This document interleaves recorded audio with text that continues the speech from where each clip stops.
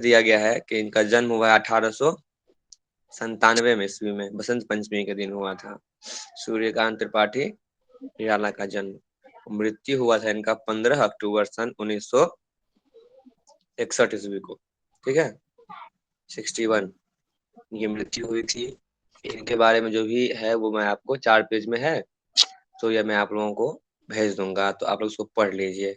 और पढ़ने के बाद इससे फिर हम कुछ ना कुछ आप लोगों से पूछेंगे कि आप लोग पढ़े हैं या नहीं। तो इसको वास्तव में आपके फायदा के लिए, स्वयं के फायदे के लिए पढ़ लीजिएगा, कष्ट कीजिएगा कि इसको एक बार पढ़ लीजिएगा।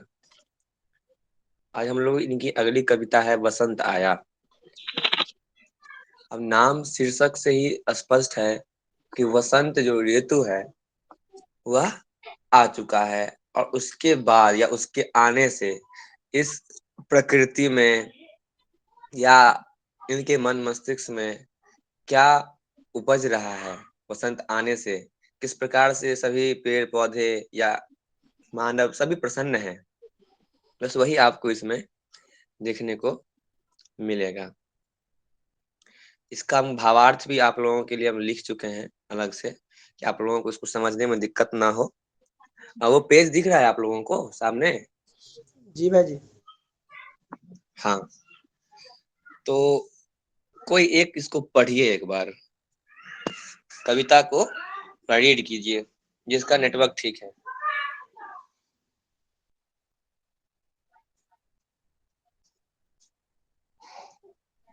पढ़ो गोपाल, तुम पढ़ो। हमको भाई जी लाइट कट गया उधर। तो मेरे मोबाइल में देख के पढ़ो ना जी, मोबाइल में नहीं दिख रहा है? जी जी हाँ, एक सेकंड भाई जी, रुक जाए पर। स्क्रीन स्क्रीन को फुल कर लो, ठीक है ना? स्क्रीन जो ठीक है उसको फुल कर लो। ठीक। सखी बसंत आया भरा वन के मन, नवोत्कर्ष छाया, किसलय वसना नभ वही लतिका, मिली मधुर प्रिय उड़ तरु पतिका।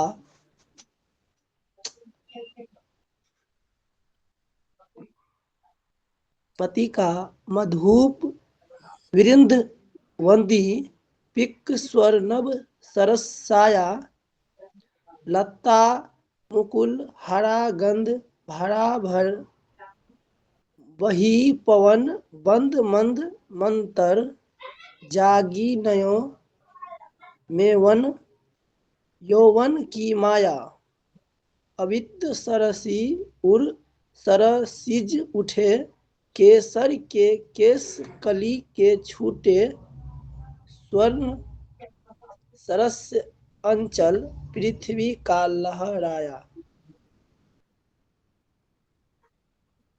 हो गया भाई। बोले भाई जी क्या कि किसी को इस चीज का एहसास हुआ है कि इसको बहुत ही अशुद्ध रूप से पढ़ा गया है? जी भाई जी। जी भाई जी। हाँ, तो अब राधा पढ़ेगी।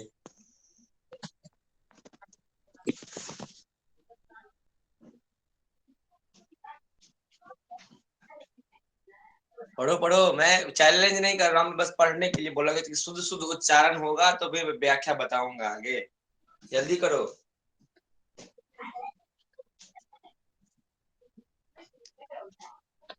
शुद्ध शुद्ध उच्चारण कीजिए, कोई जल्दी से फटाफट बोलिए। प्रियंका भी बोली थी, लेकिन प्रियंका को नहीं बोल, वो पार्ट 1 में है अभी, इसीलिए पहले पार्ट 2 वाले को मौका दिया जाना चाहिए, फिर पार्ट 1 वाले। अच्छा, मतलब जो बोलेगी उनसे ही पूछना है? ऐसा कुछ नहीं है, कोई भी पढ़ सकते हैं, अगर आपकी इच्छा नहीं है तो आप आप पढ़े नहीं पढ़िए। भाजी? हाँ ठीक है, पढ़िए। हाँ ठीक।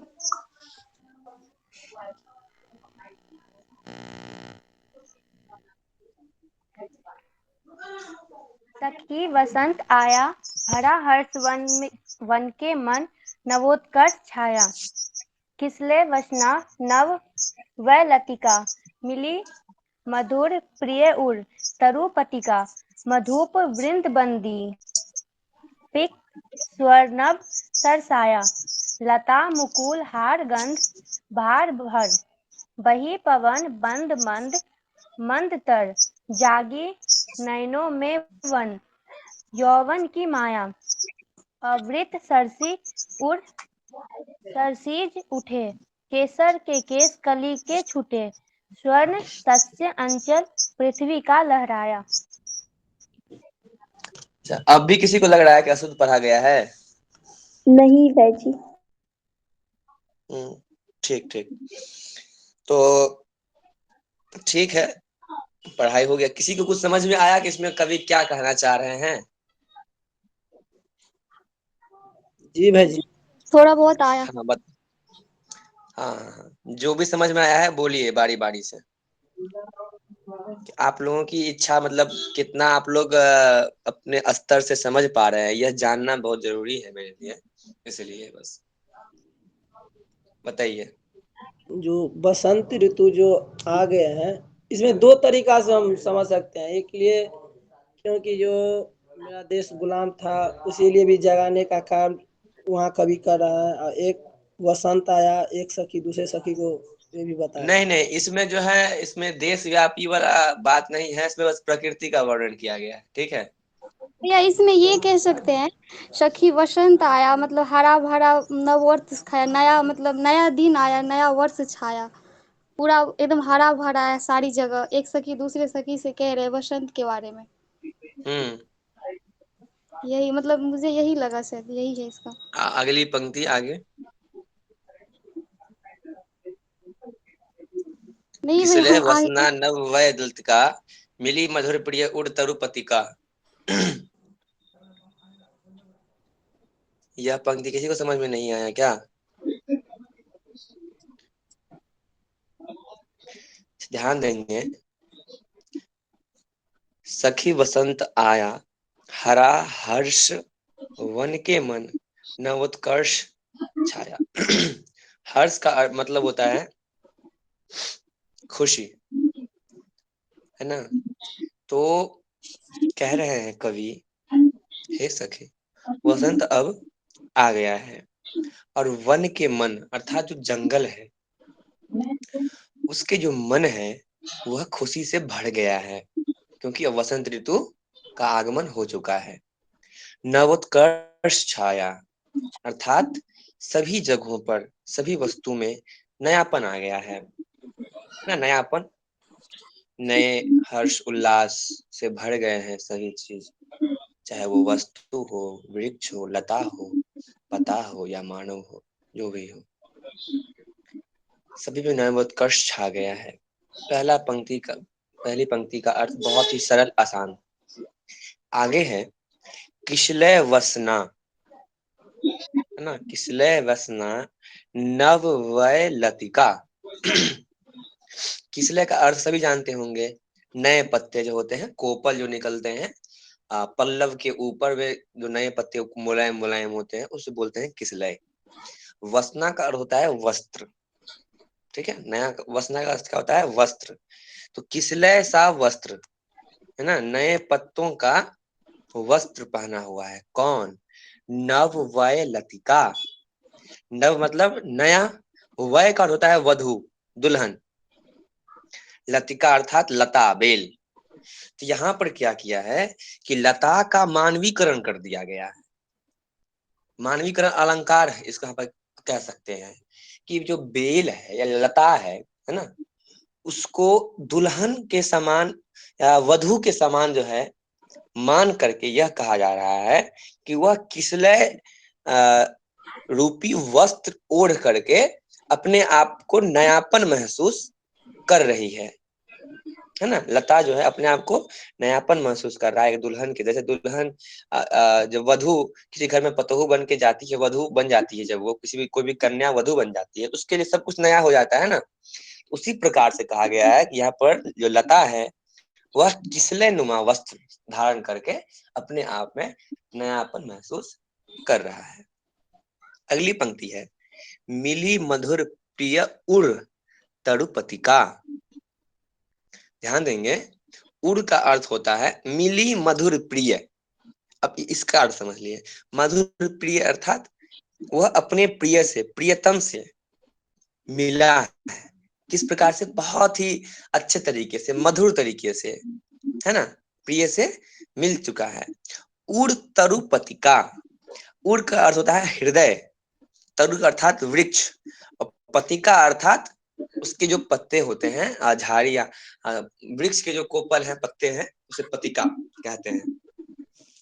तो कह रहे हैं जिस प्रकार वृक्ष के साथ पत्ते उसके बहुत ही प्यार से, स्नेह से जुड़े होते हैं, उसी प्रकार यह जो वो नायिका है, वधु है, वह अपने प्रिय से हृदय से जुड़ी हुई है। मधुर एकदम मधुमय संबंध स्थापित हो गया है, हृदय रूपी संबंध, मधुमय संबंध नायिका का उनके अपने प्रिय से स्थापित हो गया है।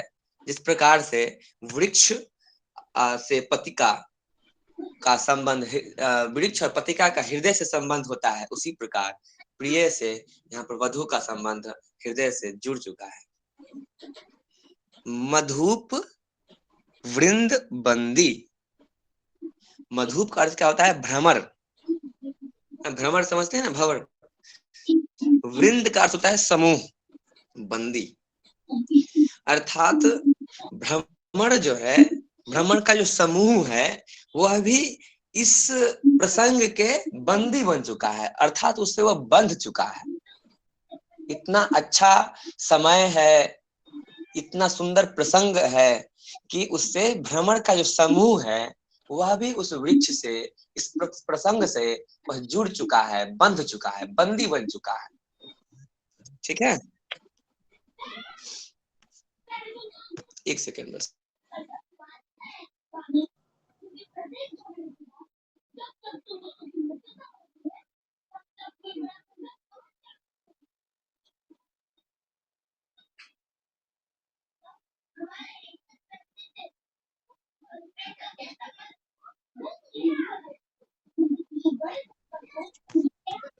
हाँ, तो आगे हम लोग फिर क्लास में मधुप वृंद बंदी, इसका अर्थ आप लोग समझ गए अच्छे से? यहाँ तक स्पष्ट है? स्क्रीन शेयर कीजिए ना भाई जी। स्क्रीन शेयर नहीं हो रहा है क्या? है भाई जी शेयर। क्या हम लोग को दिखा रहा था? दिख रहा था ना? जी देखिए तो को दिख रहा है अच्छे से? जी। हाँ, देखिए सभी जो है ना, वहां पर जब जहां पर ऊपर में दिख रहा है उसको वहां पर फुल स्क्रीन करने का ऑप्शन आता है। जैसे आप लोग यूट्यूब पर फुल स्क्रीन करते हैं, वैसे वहां पे स्क्रीन का ऑप्शन आएगा, उसको फुल कर लीजिए तो आपको पूरा डिस्प्ले पर दिखेगा वो कविता अच्छे से। ठीक है सोनू? जी भैया दिखने लगा।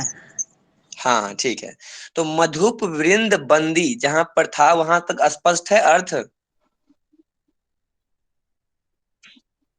जी भाई जी। हाँ, आगे है पिक स्वर नभ सरसाया। पिक का अर्थ होता है कोयल, तो कोयल का जो स्वर है सो पूरे आसमान में जो है फैल चुका है ना। बसंत ऋतु में इतना सुंदर माहौल है, प्रकृति का कितना सुंदर चित्रण, अच्छे प्रकार से चित्रण, और उसका मानवीकरण भी इन्होंने बीच बीच में कर दिया है कवि ने। तत्सम शब्दों का उपयोग किया गया है, प्रकृति का जीवंत चित्रण किया गया है इस पंक्ति तक, यहाँ तक।